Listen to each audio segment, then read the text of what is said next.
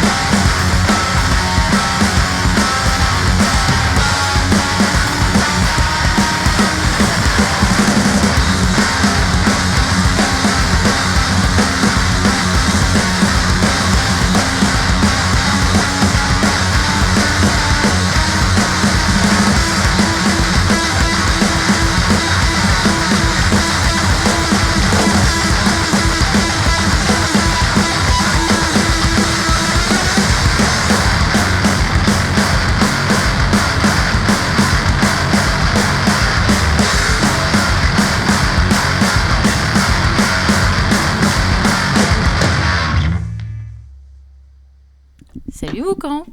Salut. Bonjour. Et salut Azam. Hello. Azam qu'on ne présente plus Ah, tais-toi. et qui va animer ce soir l'émission avec moi, puisqu'on est sur une émission un peu particulière, puisqu'on connaît, on a des voix familières en face de nous. On va vous laisser vous présenter. Raph, batteur de Boucan. Et donc accessoirement animateur de la caverne. Ouais. Et Benji. Et qu'on a donc déjà entendu dans la caverne. Oui, tout à fait. En tant que bassiste de Max Lampin. De Max Lampin. Alors racontez-nous un peu, c'est quoi l'histoire de Boucan ? Boucan, on s'est rencontrés en 2016 pendant un enregistrement de Max Lampin, d'ailleurs, que Raph nous a fait en 2016. Et du coup, après, c'était l'été. Et on avait prévu de s'embêter un peu à Lyon. Donc moi, je trouvais qu'il jouait bien de la batterie. Donc j'ai dit, viens, on fait de la musique ensemble. On fait de la musique ensemble. Et je voulais pas trop au début. Pareil, parce qu'en fait, tu jouais avec des gens qui étaient des potes de longue date pour moi et pour toi, mais on s'était jamais vraiment rencontrés tous les deux. Et puis du coup, j'ai fait putain, il est bien le bassiste. Donc, si je puis me permettre, musicalement, c'est une espèce de coup de foudre en fait. Non, mais moi je trouvais que ça pouvait grave coller. Puis il aimait bien ce qu'on faisait avec Max Lampin. On était dans le truc de. Enfin, moi j'étais pas du tout dans une scène noise rock avant d'arriver à Lyon. J'allais voir des concerts, mais je connaissais personne qui faisait de la musique. Et du coup, avec le premier groupe que j'ai eu à Lyon, c'était peut-être la 3e, 4e personne que je rencontrais qui faisait de la musique, enfin qui avait déjà fait de la musique à Lyon, et avec des groupes plutôt noise rock, bien, genre Antiforfora, c'était bien. D'accord. Mais en fait, tu as dit un truc important, c'est que avant tu avais d'autres groupes et tu jouais pas ce genre de musique. En fait, avant, j'ai eu un groupe à Paris où, j'étais à Paris jusqu'en 2013 et j'avais commencé un groupe plus garage, on va dire, à la basse aussi. Avec chant. Avec chant. Et à Lyon, moi je suis arrivé à Lyon, je connaissais pas grand monde qui faisait ce genre de musique et j'allais voir des concerts au Capucin et je rencontrais surtout des gens qui allaient voir les concerts. Mais du coup, moi, je reviens un petit peu sur la question de ce que tu disais, c'était un coup de foudre aussi. Toi, tu disais finalement, c'était un des seuls batteurs que je connaissais, enfin quasiment. C'était aussi une rencontre d'une envie musicale, pour vous connaître un peu aussi. Toi, Raphaël, à cette époque-là, je crois que tu n'avais pas énormément de projets. Je sortais d'une période compliquée où j'avais enchaîné des études et des périodes pas faciles et où du coup depuis Antiforfora, j'avais pas vraiment réussi à avoir un groupe de rock qui tienne jusqu'au point de faire des concerts, quoi. En général, ça tenait 1 an et ça se cassait la gueule. Et j'avais toujours autant envie de le faire. Et du coup, c'est ça qui a été assez marrant avec Benji, c'est que on n'a pas cherché à faire un duo en fait. Je pense qu'on a commencé à jouer ensemble en se disant, déjà on buff et le jour où si à un moment on trouve que ça devient cool, on réfléchira à si on a envie de rajouter des gens. Et qu'en fait le moment où on a trouvé un truc cool, je crois que moi j'ai eu un peu peur de mettre ça en danger en ramenant des nouveaux gens. En fait c'est devenu un duo par la force des choses, mais je pense que pendant les premiers mois, c'était pas clair que ça allait rester comme ça, quoi. Oui, parce que personnellement, je trouve que c'est assez osé de faire un duo basse-batterie avec juste 2 instruments qui, d'habitude, sont cantonnés à de la rythmique. Ouais. Après, moi, je sais que ça fait très longtemps que je voulais essayer de faire un duo basse-batterie parce que j'écoute beaucoup trop Lightning Bolt. Et bon, certes, oui, c'est une basse qui fait de la guitare. C'est pas vraiment un duo basse-batterie en fait. Mais ça reste un duo avec une basse et une batterie. Oui, c'est vrai. Après, j'en avais croisé d'autres. J'ai vu Sabot plusieurs fois, ça m'avait quand même scotché. Et là, j'ai pas plein de trucs. Si, il y avait Zeus. Zeus que je commençais à connaître à ce moment-là parce que j'avais vu leur tout premier concert à Paris. C'est des trucs qui résonnaient pas mal et je me disais waouh, c'est cool, de réussir. Ça faisait longtemps que j'avais pas entendu un truc récent qui faisait du basse batterie et dont j'étais hyper fan avec des trucs un peu métal, des trucs bien punk, voilà. Du coup ouais. Mais ce que je veux dire, c'est que pour 2 musiciens qui se rencontrent qui donc se cherchent, mais même au niveau individuel, parce que finalement vous étiez quand même vous êtes toujours d'ailleurs de jeunes musiciens. Je veux dire, envisager une formation qui est à la fois aussi restreinte et en tirer beaucoup de possibilités, comme vous arrivez à le faire. Je vais commencer les compliments. C'est comme, je sais pas si c'est de l'inconscience ou de l'ambition en fait. Moi, j'ai l'impression que c'est un peu aucun des deux. C'est un peu ce que je disais tout à l'heure. J'ai l'impression qu'on cherchait à d'abord trouver quelque chose qui nous plairait. Ça a juste été une question de feeling, du coup. Bah, on cherchait quelque chose qui nous plairait avant d'aller chercher d'autres gens. Et une fois qu'on a trouvé quelque chose qui nous plaisait, ça sonnait un peu complet à mon goût, en tout cas. Ça me paraissait déjà bien comme ça. Et je pense que, enfin, en tout cas, moi, j'ai un peu un côté à toujours vouloir faire avec ce que j'ai, plus qu'aller chercher des nouvelles ressources. Pareil. Et du coup, je crois qu'on a essayé une répète que Benji chante. On a essayé. On a fait oh bah non. On a essayé 2-3 trucs comme ça. Et puis à force de jouer, on se disait non, mais franchement, les morceaux ils sont cool. Mais après, moi, j'étais pas fixé. Je me disais peut-être les premiers morceaux ils auront cette forme-là et qu'après on prendra des gens, tu vois. Mais plus on l'a raffiné, en fait, plus j'avais l'impression qu'on avait d'autres choses à raconter juste à deux déjà comme ça, quoi. Ouais, puis ça allait super vite. En fait, on a commencé à jouer un peu ensemble à l'été 2016 et à l'automne, on a enregistré 4 morceaux. Enfin, 3 morceaux qu'on avait réussi à composer en genre 2 mois et un autre qu'on a fini de composer pendant l'enregistrement. Et après, on s'est dit, bon, on verra ce que ça donne. Et il y a eu, par la suite, il y a eu plein de fois où on a évoqué le fait de faire des featuring avec d'autres gens. Justement, je pensais à Zeus qui a beaucoup fait ça ou à d'autres groupes, en fait. Et je me disais, voilà, on a des potes qui chantent du métal, ça peut être cool d'avoir du chant. On a des potes qui font de la guitare dans des groupes de noise rock, ça peut être cool, mais on l'a jamais fait. Ouais. Et on a, je sais pas, ça s'est jamais vraiment concrétisé. On a continué à composer des morceaux et on les aimait de plus en plus. Donc, oui, et puis j'ai aussi l'impression, tu l'expliquais très bien, Benji, sur le fait que finalement vous avez composé assez vite. Votre premier concert, vous l'avez fait début 2017 ? Ouais, en janvier 2017. Et finalement, le retour du public aussi, est-ce que vous avez tant que ça de retour de public qui vous disait « Ah, il serait bien avec du chant, serait bien avec de la guitare ?» Si, mais une quantité normale pour n'importe quel duo, en fait. Ouais. Je pense, j'ai l'impression que tous les duos, ils y ont le droit. Il faudrait du chant, il faudrait de la gratte. Après, les premiers concerts étaient assez courts, parce qu'on n'avait pas beaucoup de morceaux aussi. Ouais. Donc peut-être que ça a moins fait cet effet-là. Dans le sens où on a commencé par des concerts de 25 minutes et je pense que ça fait peut-être moins l'effet, il manque un truc sur 25 minutes de musique où tu peux un peu danser et tout. Après du coup je vais enchaîner sur la question justement de votre rapport en fait avec le live, avec le public. En fait, dans votre musique, on va en parler tout à l'heure, mais donc du coup, vous sortez un album.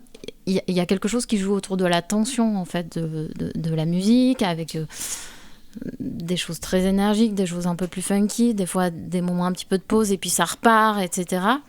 Et il y a aussi cet effet d'animation aussi avec le public, de jeu, en fait, ouais. Pour faire réagir le public. Et je voulais avoir aussi votre retour par rapport à ça. Est-ce que c'est quelque chose que vous imaginez quand vous composez vos morceaux aussi ? Parce que c'est quelque chose qui, en live, mais qui fonctionne très bien, en fait.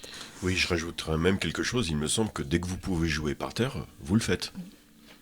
Moi, je préfère complètement. Et on a déjà joué sur scène, mais moi, je trouve que globalement, on a une meilleure énergie. Vous préférez être au niveau des pâquerettes, au même niveau que les gens qui vous regardent en fait et qui vous écoutent. Moi, c'est même pas que ça, j'aime beaucoup être entouré de gens. Plus j'ai l'impression que les gens sont prêts et qu'ils bougent près de moi, j'ai l'impression que ça me diminue mes crampes et que j'arrive à mettre plus d'énergie dans mon jeu, quoi. J'ai l'impression que ça crée une espèce de cercle vertueux où j'arrive à mettre plus de patates, où du coup le public il va encore plus et moi j'arrive à repartir encore un cran derrière, quoi. Ouais, moi je pense que c'est un peu pareil, et en plus un truc étrange c'est que j'ai quand même l'impression d'être moins le centre de l'attention, alors qu'en fait si. Mais le fait que les gens soient au même niveau, tu vois que les gens se regardent entre eux, tu vois qu'ils te parlent. Moi je pense que quand tu es sur une scène, tu es vraiment au centre de l'attention parce que les gens déjà ils lèvent la tête plus ou moins, alors que quand tu es par terre... Effectivement, tous les regards se croisent en fait. Et c'est pas du tout la même chose. C'est un peu plus convivial. C'est aussi juste un truc de... Globalement, jusqu'ici, on a tendance à jouer devant des publics qui vont de 20 à 200 personnes, quoi. Donc ça reste des quantités de gens en fait, où ça marche de jouer par terre. T'as pas la sensation qu'il y a 80% de ton public qui a rien vu. Et je voulais rebondir sur les trucs. Je reviens sur la question du jeu de tension dans votre... Dans vos compositions, en fait. Alors moi, j'ai l'impression que ça tient à deux trucs. Le premier, c'est que on fabrique nos morceaux Enfin, un morceau, il est jamais fini avant qu'on l'ait poncé en live. Quand on le fabrique en répète, on a toujours... on se dit, putain, ça, je pense que ça peut bien marcher, je le sens bien en répète, etc. Mais faut voir comment ça marche en live. Et on a toujours des surprises parce que t'as l'impression que tel riff va t'aider à emporter les gens, et en fait, non. Enfin, on a toujours une grande période où on réajuste les choses après les avoir testées en live. Puis après, c'est aussi juste, je sais pas, c'est les musiques qu'on écoute, quoi. Moi, je sais qu'un de mes plus grands chocs musicaux, ça a été Doppler, et où j'avais l'impression qu'il y avait aussi ce jeu sur une espèce de tension permanente et ouais, de jouer en permanence sur la tension du groupe et du public, et d'avoir la sensation que ça peut éclater à tout moment. Moi, c'est une de mes sensations fondatrices en jouant de la musique, et que j'ai envie de refaire maintenant quand je joue, quoi. D'accord, mais personnellement, je pense que vos morceaux sont pas faits que pour être joués en concert. C'est que donc vous sortez un album, un premier album, Ouais. et l'album, quand on l'écoute à la maison, tranquille, en faisant sa vaisselle ou juste sur son canapé, en fait, on se dit pas, tiens, ça serait vachement mieux. Enfin, moi, c'est mon sentiment. On se dit pas, ah, ça serait vachement mieux en concert, quoi. C'est un disque qu'on peut vraiment écouter. Bah, honnêtement, ça fait plaisir à entendre, parce que c'était quand même le plus gros stress quand on l'a fait, parce qu'en vrai, cet album, c'est plus une compilation des morceaux qu'on avait à ce moment-là. C'est pas vraiment un album qu'on a, tu vois, conceptualisé avant de l'enregistrer, et ce morceau-là, il va mener vers celui-ci, ou quoi. On l'a pas pensé avant, en ayant plein de morceaux possibles, et en sélectionnant certains pour l'album. On a juste pris ceux qu'on avait.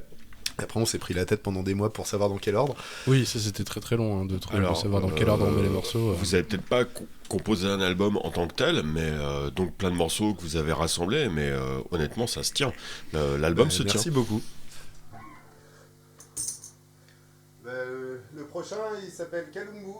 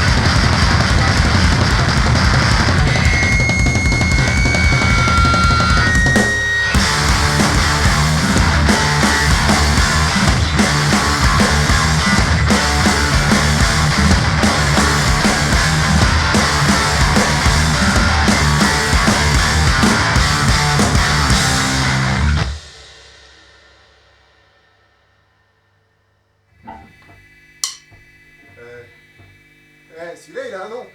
Il s'appelle French Manicure.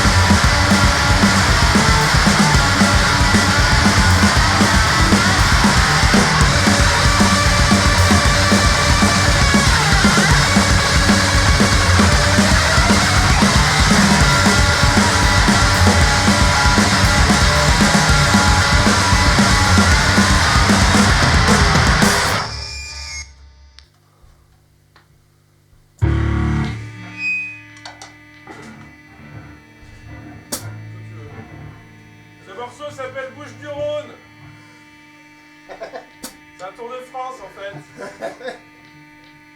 Le numéro 13.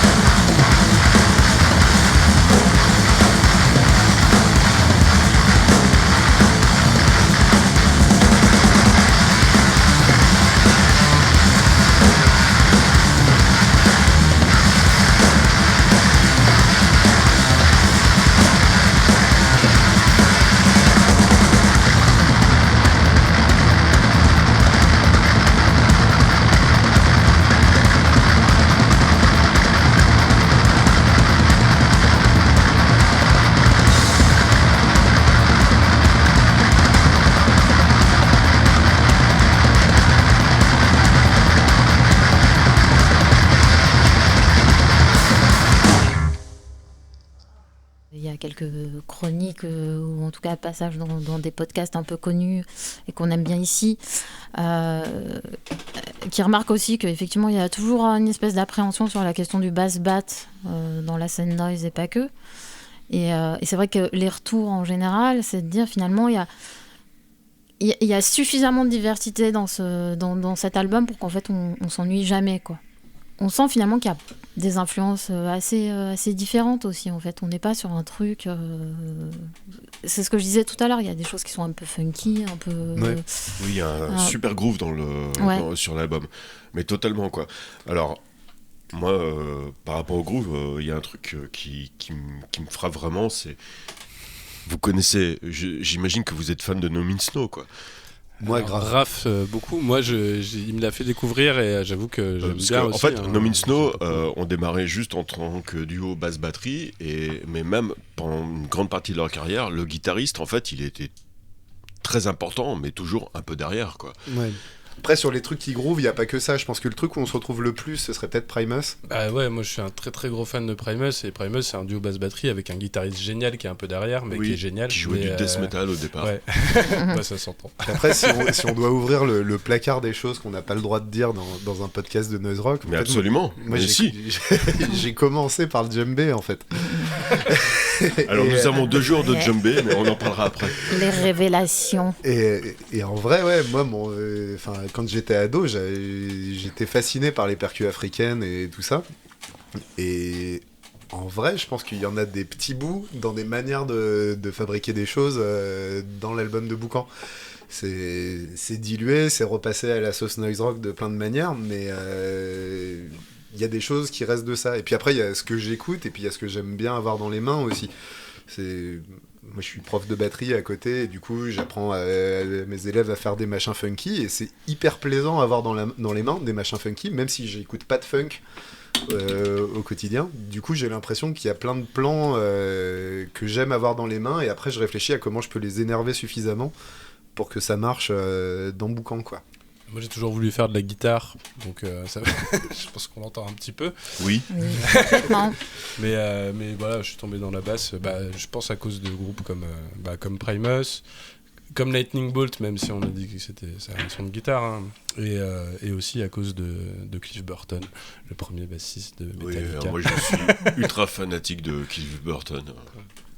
Et puis après, pour revenir à ce que tu disais sur album, concert et tout, moi c'est vrai que j'ai l'impression que c'est un peu un jeu qu'on a où moi je veux que la musique qu'on fabrique elle m'excite personnellement, et où du coup j'ai l'impression qu'il y a une petite part intello au moment où on la fabrique en répète, où j'ai envie qu'on fabrique des trucs qui me stimulent, et en même temps j'ai envie que ces choses-là les gens soient pas obligés d'y penser pour trouver ça intéressant quand on est en concert. On a beaucoup joué à 3h du matin devant des gens assez bourrés, et c'est un truc auquel je tiens pas mal. Ça me paraît vachement important que notre musique, enfin en tout cas j'ai l'impression qu'on essaye que notre musique, il n'y ait pas besoin de se tirer les cheveux pour l'apprécier, quoi. Oui, bah ça je pense qu'on s'en est rendu compte en jouant devant les gens, parce qu'au début on a pas mal joué, j'ai beaucoup de souvenirs de concerts des débuts où on jouait tard. Et du coup on voyait les gens qui dansaient et qui étaient à donf. Et c'est vrai que moi ça m'a pas étonné, mais je me suis dit j'avais pas l'impression de faire avec Boucan de faire de la musique De gens bourrés. hyper dansante, quoi. Mais en fait Alors qu'en fait votre musique est dansante. Oui, tout voilà. à fait. Du coup ça c'est aussi le truc qu'on a découvert en jouant devant des gens. Et là on s'est dit waouh, ça marche, c'est cool. J'avais une question justement, un ou des concerts les plus marquants pour vous? Alors il y en a un qui était complètement... Il y en a plusieurs, mais il y en a un qui était complètement dingue dans la Drôme, dans une coloc en fait, qui s'appelle le Vif 2000. Et nous, ils savaient qu'on commençait à bien aimer jouer par terre, donc ils nous ont dit on vous place en dernier et puis on va vous faire un truc. Et quand on arrivait à la fin de la soirée, je sais pas, vers 3-4 heures du matin, ils ont fermé la scène, ils ont fermé le bar. Il fallait marcher, je sais pas, 200 mètres dans la nature pour se retrouver à un endroit où ils avaient foutu des palettes pour pouvoir mettre la batterie et la basse. Ils avaient prévu 1 ou 2 spots de lumière et une poussette avec des alcools forts pour faire bar sur place. Et ils ont éteint ces lumières-là, ils ont craqué des gros fumis de chantier. Et on a joué la première partie du set éclairé au fumis de chantier et dans une ambiance où tout le monde nous entourait de très près, où justement, enfin, vraiment cette sensation qu'on était nourri par les gens. Et c'était vraiment très bien. Et dernièrement, on a joué dans un festival dans le 71. Moi, j'ai adoré ce concert. Au Sérieux qui aboie. Au Sérieux qui aboie, ouais. C'était vraiment hyper cool. Là, pour le coup, on était dans un festival, pas à Lyon, mais il y avait beaucoup de gens qu'on connaissait, qui étaient un peu tout autour et qui étaient pas loin. Et ça faisait hyper plaisir de voir autant de gens qu'on connaissait pour nous voir. On avait joué tard aussi, mais pas trop, et l'ambiance était dingue. Et puis là, quand on a joué dans un endroit dont on n'a pas le droit de parler à Poitiers, sur la tournée qu'on a fait la semaine dernière, et où c'était ouf aussi. Chaque fois qu'on a joué à Poitiers, en vrai, on a joué en 2019, on a joué 2 fois à Poitiers dans un bar, et c'était dingue, c'était dingue. Ouais, on a un peu nos villes fétiches à force. Hein. Poitiers, ça s'est toujours super bien passé. Marseille, en général, c'est très très chouette quand on y va. Pour ça, d'ailleurs, qu'on a un morceau qui s'appelle Marseille sur l'album. Parce que ce morceau-là, à chaque fois qu'on le joue là-bas, ça marche bien. Tiens, d'ailleurs, j'ai une question à propos de ce morceau Marseille. Il me semble que j'entends un cri sur ce morceau. Ouais, c'est moi.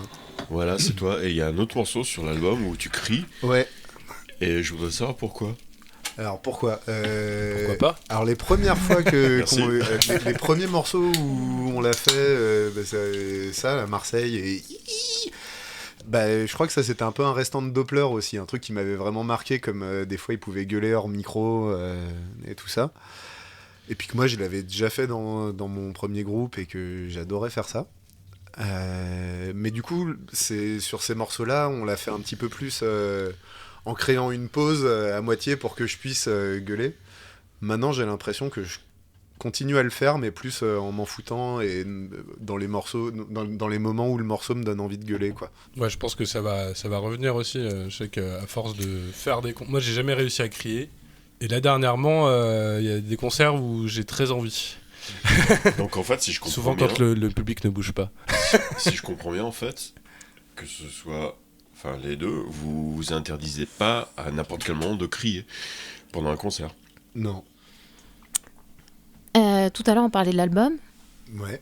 Par rapport à ce vinyle, il y a une petite grosse partie même DIY, puisque cet album a été mixé par C'est moi qui a fait. Raphaël. Oui, c'est moi qui a fait. Et voilà, est-ce que tu avais quelque chose aussi à en dire par rapport à ça? Pas des masses en fait, moi je crois que c'était un de mes rêves d'ado d'être un gesson. C'est ce que je voulais faire avant d'être batteur. Et je l'ai pas fait au final, mais ça me passionne toujours autant l'idée d'enregistrer et tout. Et c'est vrai que moi par défaut, mais en fait j'ai la même crainte qu'Azam sur notre groupe, où je sais pas si notre musique elle est profondément faite pour être enregistrée ou si c'est vraiment de la musique de live. Mais par contre je sais que j'aime beaucoup enregistrer des trucs.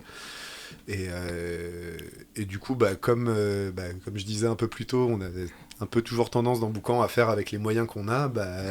Plus ça avance, plus j'achète des micros et des trucs comme ça, et on fait avec les moyens qu'on a. Et donc un album qui sort chez...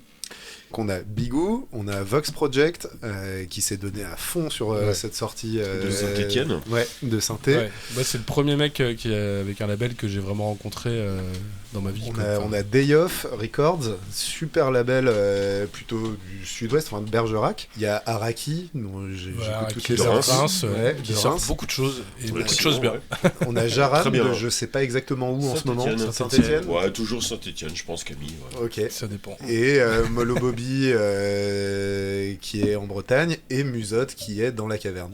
Et qui n'est pas du tout un label d'ailleurs, Oui. par ailleurs, mais... C'est un proto-label. On passe aux recommandations. Ouais. Alors... Non, commence pas par toi. Moi, je présente pas cette émission, ça veut dire... Ah oui, ça veut dire on dit Donc nos recommandations. Ça En veut dire que recommandation. Qu'est-ce que tu nous recommandes comme musique en ce moment ou comme disque, ou comme groupe Comme marque de fringues. Benji. Alors, marque de allez. fringues, je suis assez mauvais, mais en disque, en ce moment, j'écoute Psychic Graveyard tous les jours. Le dernier album, et j'ai oublié, c'est Veins Feel Strange. Veins Feel Strange. Voilà, c'est hyper bien. Ça Ouais, n'a c'est rien vrai à qu'il voir me l'a avec fait entendre Boucan. sur la tournée, là, c'était cool. C'est du clavier, de la batterie et des gens un peu tarés qui faisaient entre autres Rabon Radar, qui ont Shiny Stars, qui ont 12 Student, voilà, voilà, super groupe, qui ne sont pas complètement éloignés du groupe Schleu, c'est qu'ils ont totalement. le clavier à mixer le dernier album de Schleu, qui était le 2e épisode de La Caverne pour la référence. Raph. Et bah moi je sais jamais quoi recommander, mais là sur la route Benji m'a fait écouter pas mal de trucs. Alors le premier truc c'était Gnod que je connaissais pas et que j'ai trouvé super bien. Et du coup je suis souvent à la bourre moi, donc je suis pas le mieux placé pour recommander parce que souvent au moment où je le dis tout le monde connaît, mais ça j'ai trouvé ça vraiment très très chouette. Et puis alors l'autre truc c'est que j'avais pas de musique sur mon téléphone et que du coup je suis allé fouiller dans ce qu'il y avait chez Perte et Fracas pour télécharger des albums rapidement dans la bagnole, et on s'est écouté un album de Nighty Guns, Stroboscopie, et on a tous les deux trouvé ça vachement bien. Un groupe lyonnais Ouais. qu'on avait Et pas je l'avais beaucoup jamais écouté cet album là, et j'ai trouvé ça super cool. D'accord. Alors j'en mets Ok. une deuxième comme ça. Oui. Alors c'est un groupe qui m'a contacté pour venir jouer à Lyon. Je sais pas si je vais y arriver, j'aimerais bien. Valsnout, groupe de Brest, Qui est, Voilà. qui est vraiment un super groupe. et qui a arrêté pendant un moment et qui ont sorti un truc, je pense, il y a 3 ans ou 2 ans. Et c'est absolument. L'album date de... Non, même pas un an, je crois. Ah ok. Ouais, il est assez récent. Bah, Il est super découverte. très, très bien, Noise ouais. rock. Azam, Alors moi, j'ai droit à 2 choix. Parce que allez, Benji, il en est dit vas-y. 2, alors. Lui aussi. Ouais, moi aussi, mais j'ai Alors moi, mon premier, c'est un truc qui s'appelle Sect.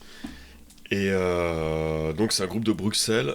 Et donc, Sect, c'est assez bizarre parce que c'est une musique instrumentale. C'est pas du mat rock, c'est pas du post-rock, c'est pas du noise rock.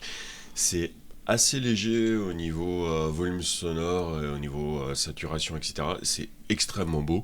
C'est plein de dentelles. C'est parfois, ça peut se rapprocher d'un peu de Gastro del Sol, mais en plus linéaire, etc. C'est vraiment très beau. Ok. C'est vraiment l'un de mes 10 préférés en ce moment, quoi. Et donc j'ai droit à un deuxième choix. Oui. La chef, elle a dit oui. Alors mon deuxième choix, en fait, c'est une chanteuse, compositrice, auteure-compositrice locale. Donc, elle est d'une modestie totale, mais tant pis. En fait, elle s'appelle Chloé Rigler. Donc maintenant, elle sort ses disques sous le nom de Regular Girl. Et la semaine dernière, elle a mis en ligne sur son Bandcamp un unique morceau qu'elle a enregistré dans sa cuisine par ses propres moyens, qui s'appelle Foolish Wish, et qui est d'une beauté absolue. Pour moi, elle a une capacité, enfin un talent de compositrice. Elle a une très belle voix. Les paroles sont magnifiques. Et je sais que Chloé, en fait, elle aimerait un jour enregistrer un véritable album pour donner corps et témoigner vraiment de sa musique, et j'espère qu'elle y arrivera parce que franchement pour moi c'est vraiment une musicienne inestimable. Voilà. Parfait. Et ben moi je vais finir avec quelque chose dont on a pas mal entendu parler, qui s'appelle Bummer, qui est un groupe qui a sorti un album en 2021. Que je crois que tu as chroniqué, Azam d'ailleurs, par ailleurs. Oui, l'album sur Thrill Jockey, c'est ça?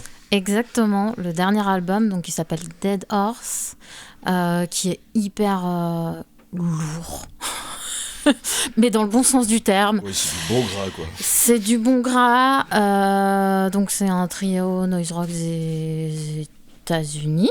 Voilà, ça fait un peu sludge, un peu, enfin voilà, c'est hyper bien foutu. Le seul petit bémol, je dirais, c'est la voix, qui, à mon sens, apporte pas grand-chose, mais de toute façon, bientôt, tout le monde aura compris que j'ai des problèmes avec la voix dans les groupes en général. Et voilà, donc du coup, non, c'est vraiment à écouter. Voilà. Mais c'est marrant, moi, quand je l'ai écouté cet album, je me suis dit, ça invente pas grand-chose, mais le niveau de violence fait que ça fait grave du bien. Ouais, c'est exactement Oui, ça. mais, On a besoin, je mais une violence bien dosée, je trouve. Tu sais, c'est le gras qui grésille en même temps. tu Mais- sais, Non, et je trouve qui qu'il colle un peu aux dents, quoi. y a quelque chose qui est bien dosé, quoi. Enfin, vraiment, c'est pas du gras pour du gras, comme écoute Paul. Waouh, ce sera coupé au montage. Non. Comme ça, sinon. Eh ben merci. Eh ben, De rien, merci beaucoup. C'était très instructif. Ah, c'est une super conclusion. Merci beaucoup. Et maintenant, on va pouvoir manger des chips. Il n'y a plus de chips. Waouh.